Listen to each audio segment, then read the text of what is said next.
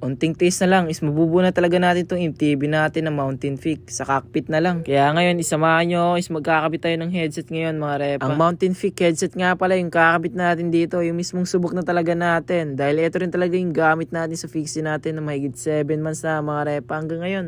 Napaka-smooth pa rin, talagang wala pa ring agalog. Naka-self bearing na nga rin pala to, kaya mas mainam. Baling kinuha ko palang size is 42 by 55mm dahil ito yung sukat na MTB natin ng head tube. Sinimulan ko na nga palang lagyan ng grasa hanggang pataas hanggang pababa ng head tube nito mga repa. And then sa fork, yun lang, hindi natin mapasok yung bearing nito sa steering tube natin ng Coseblo mga repa. Masyadong mataba yung steering nito, kaya kailangan talaga natin to liyahin para mapasok natin yung bearing. Kala ko yung bearing yung may problema, yung steering tube pala ng Coseblo yung may problema mga repa, masyadong mataba. Talagang common issue na to sa Coseblo, kaya kailangan talagang liyahin to mga repa para mapasok natin yung bearing. Eto, naliyan na natin, pinagtyagaan ko pang liyahin yan mga repa kahit matagal. Testing nga kung pasok na.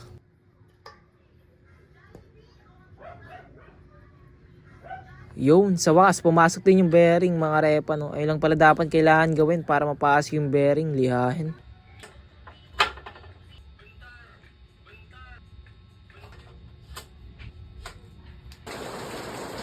Talagang napakaswabe lang talaga ng headset ng Mountain Peak eh. Oh. Napakalinis mga repa. Tapos yung kagandahan dito is wala ka talagang mararamdaman dito na alog mga repa. Kung baga napakasmooth lang.